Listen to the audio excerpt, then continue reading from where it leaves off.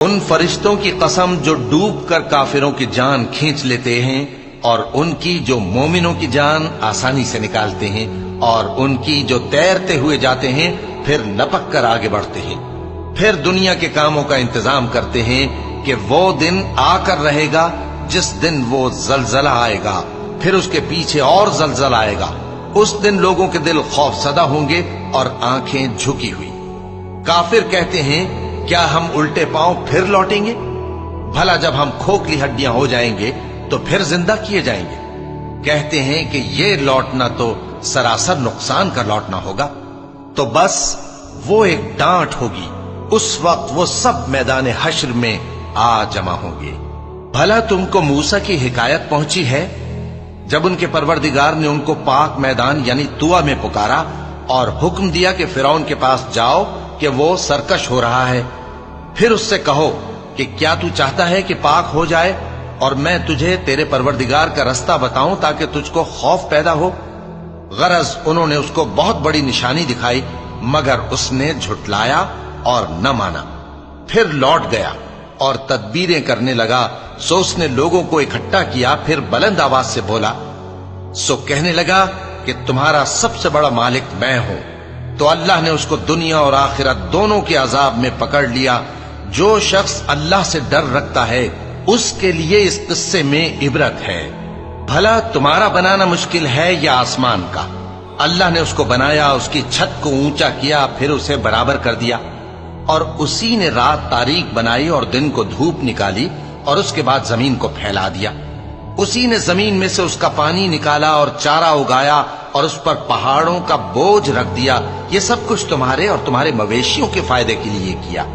پھر جب وہ بہت بڑی آفت آئے گی اس دن انسان جو محنت وہ کرتا رہا یاد کرے گا، اور دوزخ دیکھنے والے کے سامنے لا کر رکھ دی جائے گی۔ اب جس نے سرکشی کی اور دنیا کی زندگی کو مقدم رکھا تو اس کا ٹھکانہ دوزخ ہی ہے۔ اور جو اپنے پروردگار کے سامنے کھڑے ہونے سے ڈرتا اور نفس کو بیجا خواہشوں سے روکتا رہا تو اس کا ٹھکانہ بہشت ہی ہے۔ اے پیغمبر صلی اللہ علیہ وآلہ وسلم، لوگ تم سے قیامت کے بارے میں پوچھتے ہیں کہ اس کی آمد کب ہے، سو تم اس کے ذکر کی طرف سے کس فکر میں ہو؟ اس کا منتہا یعنی واقع ہونے کا وقت تمہارے پروردگار ہی کو معلوم ہے۔ جو شخص اس سے ڈر رکھتا ہے تم تو اسی کو ڈر سنانے والے ہو۔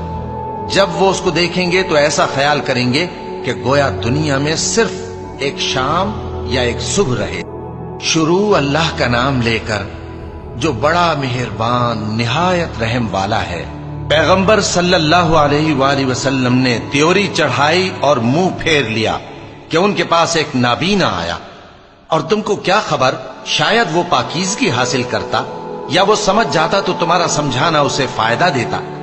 اب وہ جو پرواہ نہیں کرتا سو اس کی طرف تو تم توجہ کرتے ہو، حالانکہ اگر وہ نہ سنورے تو تم پر کچھ الزام نہیں۔ اور وہ جو تمہارے پاس دوڑتا ہوا آیا اور وہ اللہ سے ڈرتا بھی ہے تو اس سے تم بے رخی کرتے ہو۔ دیکھو یہ قرآن نصیحت ہے، پس جو چاہے اسے یاد رکھے، قابل ادب ورقوں میں لکھا ہوا، جو بلند مقام پر رکھے ہوئے اور پاک ہیں، ایسے لکھنے والوں کے ہاتھوں میں ہیں جو بلند مرتبہ اور نیکوکار ہیں۔ انسان مارا جائے، یہ کیسا ناشکرا ہے۔ اسے اللہ نے کس چیز سے بنایا؟ نطفے سے بنایا، پھر اس کا اندازہ مقرر کیا، پھر اس کے لیے رستہ آسان کر دیا، پھر اس کو موت دی سو اسے قبر میں پہنچایا، پھر وہ جب چاہے گا اسے اٹھا کھڑا کرے گا۔ کچھ شک نہیں کہ اللہ نے اسے جو حکم دیا اس نے اس پر عمل نہ کیا۔ تو انسان کو چاہیے کہ اپنے کھانے کی طرف نظر کرے۔ بے شک ہم ہی نے پانی برسایا، پھر ہم ہی نے زمین کو اچھی طرح پھاڑا، پھر ہم ہی نے اس میں اناج اگایا اور انگور اور ترکاری اور زیتون اور کھجوریں اور گھنے گھنے باغ اور میوے اور چارہ، یہ سب کچھ تمہارے اور تمہارے مویشیوں کے لیے بنایا۔ تو جب کانوں کو پھاڑنے والی آواز آئے گی اس دن آدمی اپنے بھائی سے دور بھاگے گا اور اپنی ماں اور اپنے باپ سے اور اپنی بیوی اور اپنے بیٹوں سے بھی۔ ہر شخص اس روز ایک فکر میں ہوگا جو اسے سب سے بے نیاز کر دے گی۔ اور کتنے چہرے اس روز چمک رہے ہوں گے، خنداں و شاداں، یہ نیکوکار ہیں۔